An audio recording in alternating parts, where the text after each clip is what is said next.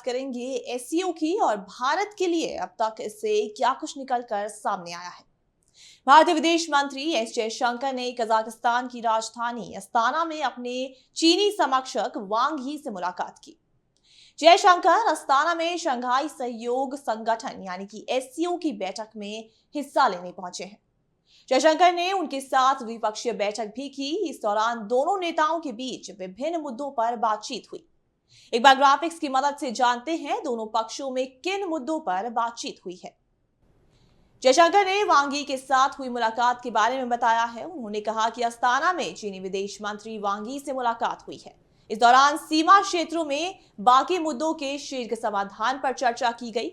इस दिशा में कूटनीतिक और सेना के जरिए प्रयासों को बढ़ाया जाएगा।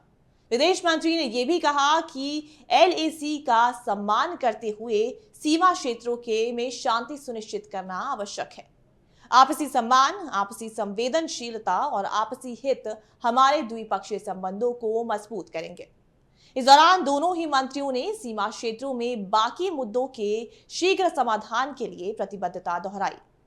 बैठक के बाद केंद्रीय मंत्री ने कहा कि दोनों पक्ष सीमा मुद्दों को हल करने के लिए कूटनीतिक और सैन्य चैनलों के माध्यम से प्रयास बढ़ाने पर सहमत हुए।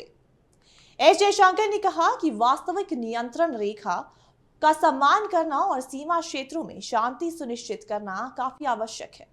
उन्होंने कहा कि आपसी सम्मान, संवेदनशीलता और आपसी सम्मान के 3 सिद्धांत भारत और चीन के बीच द्विपक्षीय संबंधों का मार्गदर्शन करेंगे।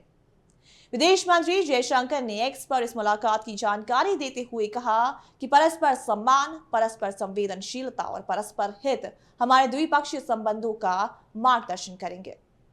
एससीओ की 24वीं बैठक 4 जुलाई को हुई। एससीओ बैठक में शामिल होने के लिए चीन के राष्ट्रपति शी जिनपिंग, रूस के राष्ट्रपति व्लादिमीर पुतिन, पाकिस्तान के पीएम शहबाज शरीफ कजाकिस्तान में हैं, लेकिन पीएम नरेंद्र मोदी ने इसमें हिस्सा नहीं लिया और उनकी जगह भारत का नेतृत्व विदेश मंत्री एस जयशंकर कर रहे हैं। आधिकारिक बयान में कहा गया है कि पीएम मोदी संसद के सत्र के कारण एससीओ में हिस्सा नहीं लेंगे, लेकिन दक्षिण एशिया की राजनीति पर नजर रखने वाले जानकार मानते हैं कि कजाकिस्तान न जाने का कारण पीएम मोदी को राष्ट्रपति शी जिनपिंग और पाकिस्तानी पीएम शहबाज शरीफ के साथ मंच साझा नहीं करना होगा। चीन और पाकिस्तान दोनों ही देशों से भारत के संबंध काफी बिगड़े हुए चल रहे हैं। तो वहीं आपको बता दें कि चीन हमेशा भारत के कट्टर दुश्मन पाकिस्तान को साथ लेकर चलता है। भारत को 48 देशों के परमाणु आपूर्तिकर्ता समूह में शामिल करने से चीन ने रोक दिया था, क्योंकि वो चाहता था कि पाकिस्तान इसमें शामिल हो। लेकिन 2017 में जब भारत एससीओ का मेंबर बना तो चीन ने पाकिस्तान को भी इसमें खींच लाया। चीन एससीओ को G7 देशों के ग्रुप की तरह बनाना चाहता है।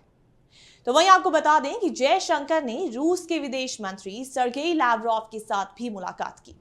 जयशंकर ने इस मुलाकात में रूस यूक्रेन युद्ध में फंसे भारतीयों की वतन वापसी का मुद्दा उठाया था। साथ ही पीएम मोदी और रूस के राष्ट्रपति व्लादिमीर पुतिन के बीच अगले हफ्ते मॉस्को में होने वाली भारत रूस शिखर बैठक के एजेंडे पर भी बात हुई। जयशंकर ने एक्स पर लिखा कि अस्ताना में विदेश मंत्री लावरोव से मुलाकात हुई। हमारे बीच द्विपक्षीय संबंधों से लेकर समसामयिक वैश्विक मुद्दों पर विस्तार से चर्चा हुई। युद्ध में फंसे भारतीयों की सुरक्षा का मुद्दा मैंने जोरदार तरीके से उठाया है। दूसरे अन्य मुद्दों पर भी हमारे बीच विचारों का आदान प्रदान हुआ है। तो अब देखना है कि समिट में आगे और क्या कुछ होता है।